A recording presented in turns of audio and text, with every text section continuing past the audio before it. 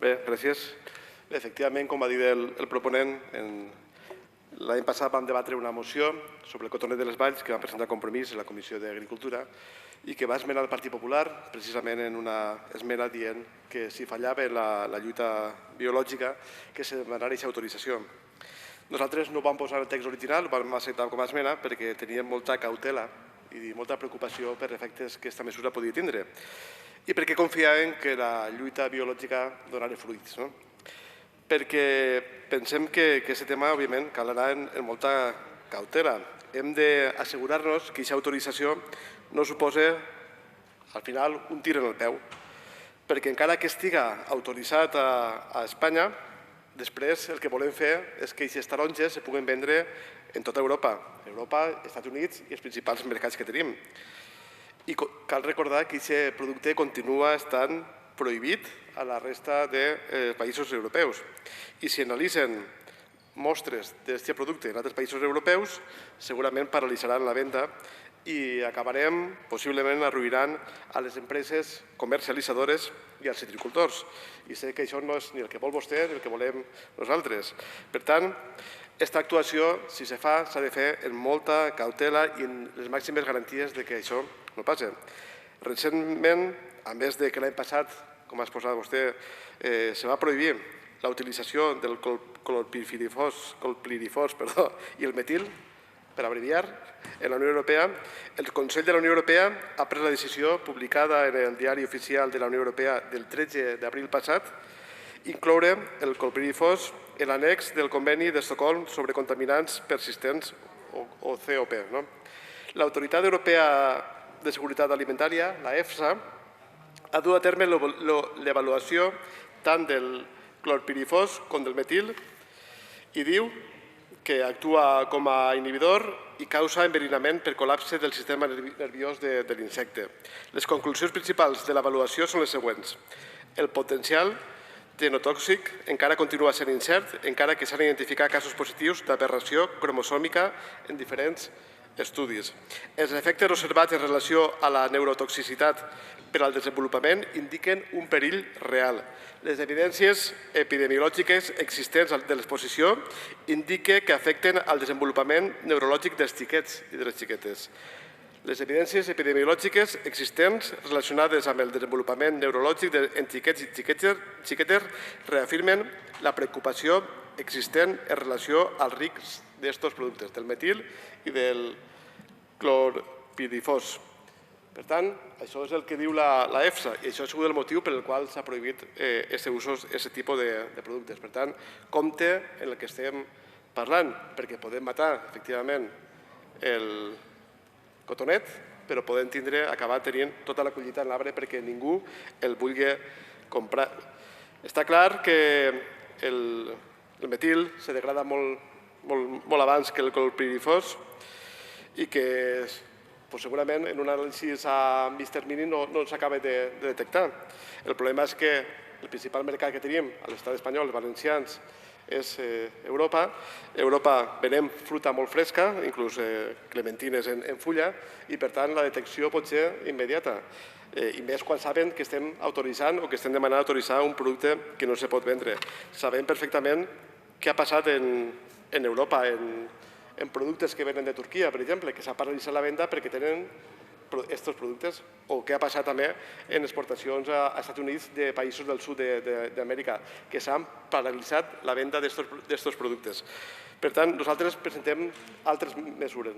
Primera, demanem que si vostès assumeixen el risc i la despesa que suposa el que se pugui estar sense vendre la collita, endavant. El que no pot ser és que prenguem una mesura que després sigui contraproduent contra els propis interessos dels llauradors. Una altra de les mesures és instar al govern a autoritzar de manera excepcional i en caràcter d'urgència el seguiment i experimentació de nous productes fitosanitaris contra el cotonet, com aquestes barreges que estan fent ja alguns llauradors de la zona, que és el barrejar la piretrina amb altres tipus de productes que són derivats del zinc però que tenen que tenir una autorització específica perquè puguen comercialitzar-se com a tal. I també que això tingui una garantia. El que no podem fer és que això sigui un nou producte que posem a disposició per a lluitar contra el cotonet i acabi també afectant greument altres insectes que en l'actualitat estan fent és que estan paralitzant altres tipus de plagues que se desencadenarien en cas d'autoritzar aquest producte. Per tant, nosaltres hem presentat esmenes. No he pogut explicar-les perquè tenim 5 minuts. Sé que vostè l'ha llegit i ara me dirà si les accepto o no. Per a un acte d'histrionisme, era simplement una evidència, posar en evidència del que estem parlant. Estem parlant d'un tema molt seriós. I el que no podem fer és, per a intentar buscar una solució apressurada, acabar tenint una repercussió molt negativa. Ho han explicat bé, crec. El cas excepcional d'Itàlia, el que faríem, si ens tenim que acollir això com a reflexe, seria per al consum intern. I volem recordar que la majoria de cítrics del País Valencià i de la resta de l'Estat són per a l'exportació. Per tant, podrien autoritzar-se, efectivament, la comercialització de metil, però teníem diversos problemes.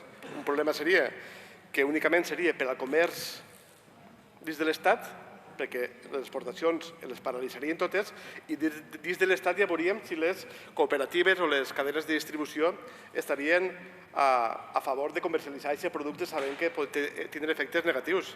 Aquesta taronja la porta del poble, la taronja és de casa. La taronja, per sort, no està afectada per el metil. I aquesta taronja, quan la collirem, la distribuirem en el mercat espanyol. No l'exportarem fora. Això és un cas anecdòtic entre la immensa majoria dels productors de cítrics. La immensa majoria de productors de cítrics són els que es porten fora. No és aquest cas. En aquest cas podrien salvar-lo.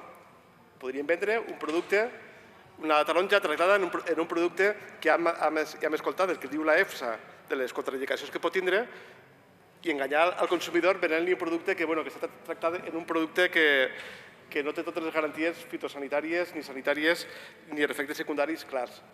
Però el problema és que vull recordar que aquesta proposta que vostès presenten així ha estat contestada àmpliament, no per nosaltres, sinó per la Unió de Llauradors i Ramaders, que és el sindicat majoritari, i per ABA Asaja. ABA Asaja, vostè perfectament ha vist aquests dies el que ha dit. I vull recordar que és l'organització agrària més propera al Partit Popular. No és precisament progressista, no és precisament pro-compromís. Era una organització molt vinculada al Partit Popular. I aquesta mateixa setmana, i quan vostè va intervindre també en la interpel·lació, el que van dir és que no estaven d'acord en aquesta mesura, que aquesta mesura podia acabar sent contraproduent.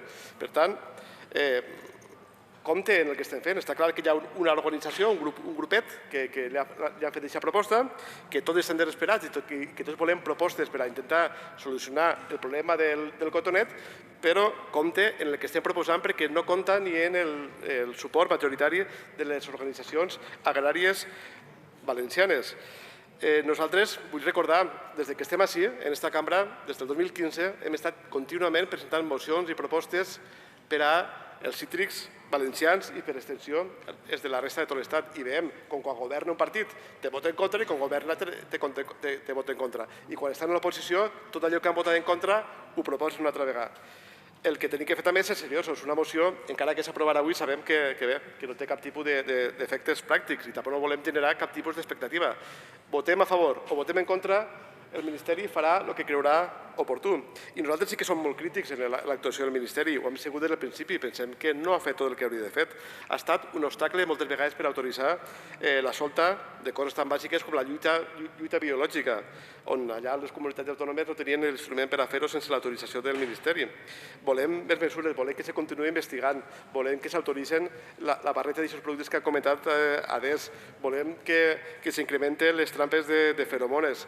Vostè diu que erigim del tema, però volem que hi hagi control en els ports, per supost.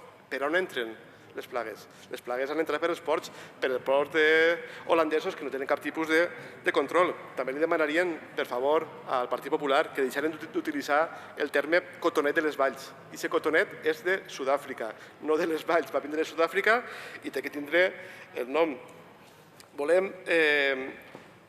Han presentat esmenes en una sèrie de mesures, però volem recordar la imatge d'on venen tots aquests mals. Volem recordar-li una fotografia que va fer la Unió de Llauradors fa poc. indicant qui eren els responsables dels mals de la silvicultura valenciana, Partit Popular i Partit Socialista, per votar en Europa a favor de l'acord amb Sud-àfrica. L'acord de Sud-àfrica que ara estem lamentant. Vull recordar que se va votar en aquesta cambra fa poc, en 2018, dues votacions. Nosaltres vam presentar una proposta de no ratificació de l'acord amb Sud-àfrica que era el responsable d'aquesta situació. Ahí veuen els colorets. Qui va votar a favor de la no ratificació? Dos vots, els dos que tenia Compromís. Qui va votar en contra de la no ratificació? El Partit Popular, el Partit Socialista i la resta de partits.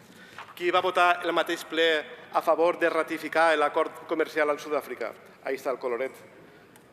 230 vots a favor de ratificar-lo i 3 en contra. Per tant, d'aquells lodos, estos polvos.